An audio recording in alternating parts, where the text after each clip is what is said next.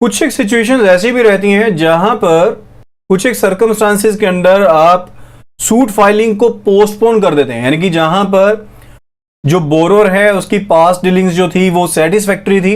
And जो borrower या फिर जो गारंटर है वो इसके लिए एफर्ट्स कर रहे हैं कि वो अपने स्टॉक्स को बेच पाए या फिर मशीन्स को बेच पाए ताकि वो अपनी आउटस्टैंडिंग लायबिलिटी है उसको कम कर पाए। या फिर कई बार ऐसा रीजन भी रह सकता है कि जो एक्टिविटी है, जो एंटरप्राइज है वो भी चल रही है, यानी कि ऑनगोइंग में है एंड उसमें भी काम चल रहा है। अगर आप उसको ज्यादा प्रेशराइज करते हैं तो उससे बेसिकली क्या होगा कि एंटरप्राइज में भी बंद ही हो जाए एंड अल्टीमेटली हो सकता है कि आपके ड्यूज की रिकवरी करना और ज्यादा डिफिकल्ट हो जाए। तो इन केसेस में बेसिकली क्या है, बैंक थोड़ा सा पोस्टपोन कर सकता है सूट फाइलिंग को, या फिर हो सकता है कि जो बोरोर है वो ऑनेस्ट हो, ईमानदार हो। तो कहने का मतलब है कि जहां पर जो बोरोर है वो ऑनेस्ट है एंड वो इस तरह के तौर तरीके लाइकवाइज कि वो अपने स्टॉक को या फिर मशीन्स को बेचना नहीं चाहता कि वो उस टाइम गैप को यूटिलाइज कर पाए ताकि वो मिस अप्रोप्रिएशन कर सके फंड्स का।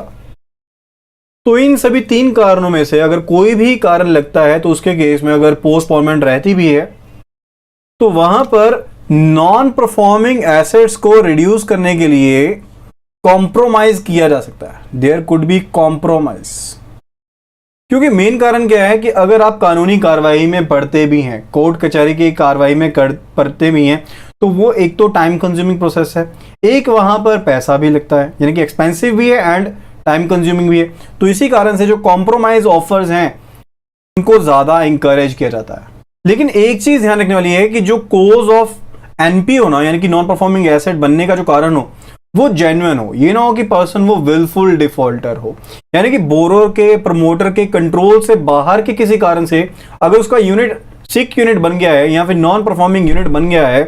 तो उसकी वजह से वहां पर ये ना हो, तो वहां पर तो कॉम्प्रोमाइज हम ऑफर कर सकते हैं, लेकिन जहां पर विलफुल डिफॉल्ट है वहां पर कॉम्प्रोमाइज नहीं होना चाहिए।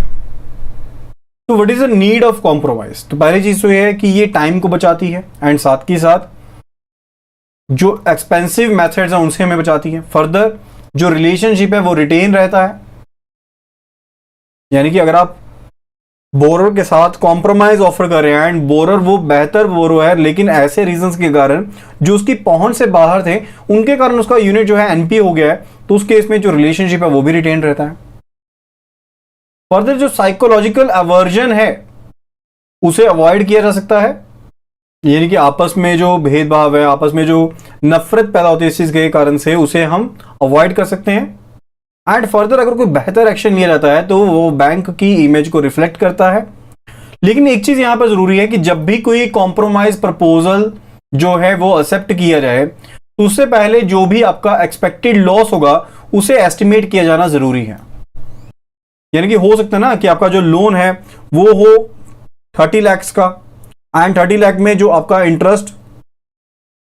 पेंडिंग है डेट इज 5 लाख रुपीज, तो हो सकता है कि आप इस इंटरेस्ट ड्यू में से 2.5 लाख रुपीज का कॉम्प्रोमाइज कर लें, ठीक है। एंड जो एक्स्ट्रा 2.5 लाख है वो बेसिकली कि आपका लॉस ही तो है, तो यानी कि जो भी लॉस हो रहा है यहां पर उसे एक्सपेक्ट किया जाना, उसे एस्टिमेट करना जरूरी है, उसे एस्टिमेट किया जाना चाहिए। एंड फर्दर जो लॉस आपका होता अगर आप नॉर्मल चैनल के थ्रू रिकवरी करते, अगर आप नॉर्मल चैनल के थ्रू रिकवरी करते तो हो सकता था ना कि आप लीगल एक्शन लेते, तो वहां पर जो अगर पैसा लगता वो भी बैंक का बेसिकली लॉस ही था। तो दोनों तरह के लॉसेस को यहां पर एस्टिमेट करना जरूरी है। Then it is Reserve Bank of India OTS scheme, that is one time settlement scheme. तो जो भी प्रॉब्लम्स यहां पर फेस करनी पड़ रही थी micro and small enterprises sector को, पर्टिकुलरली रिहैबिलिटेशन को लेकर, जहां पर जो यूनिट्स हैं वो वायबल सिक यूनिट्स हैं, तो रिजर्व बैंक ऑफ इंडिया ने एक वर्किंग ग्रुप को कॉन्स्टिट्यूट किया था under the chairmanship of doctor K C Chakravarti, जो उस टाइम पर सीएमडी थे पंजाब नेशनल बैंक के। तो ग्रुप ने यहां पर ये भी रिकमेंड किया कि जो रिजर्व बैंक ऑफ इंडिया है उसे एक वन टाइम सेटलमेंट स्कीम जो है यहां पर एमएसएमई सेक्टर के लिए लेकर आनी चाहिए। हाउएवर कोई भी जो सेटलमेंट रहती है नॉन परफॉर्मिंग एसेट की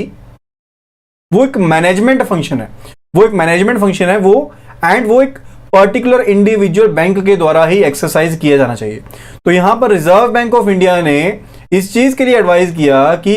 हर एक बैंक की अपनी एक सूटेबल ओटीएस होनी चाहिए पर्टिकुलरली फॉर दिस सेक्टर, यानी कि इस सेक्टर के लिए पर्टिकुलरली अपनी एक वन टाइम सेटलमेंट स्कीम होनी चाहिए हर एक बैंक की, ताकि जो उनके एम्प्लॉयज हैं, ऑफिशियल्स हैं, वो ओटीएस को लेकर क्विक एंड जुडिशियस डिसीजंस ले पाए। सो यही कारण है कि जो बैंक्स हैं उनकी अपनी ओटीएस स्कीम रहती है जो उनके बोर्ड ऑफ डायरेक्टर्स के द्वारा अप्रूव्ड रहती है। पहले क्या रहता था, reserve Bank of India guidelines issue करता था ओटीएस को लेकर बैंक्स को, लेकिन अब ये जो स्कीम थी इसे एंड कर दिया गया था मार्च 2006 में। तो now OTS is function of management and जो बैंक है वो अपनी एक एक्सक्लूसिव ओटीएस को रखता है जो उसके बोर्ड ऑफ डायरेक्टर्स के द्वारा अप्रूव्ड रहती है।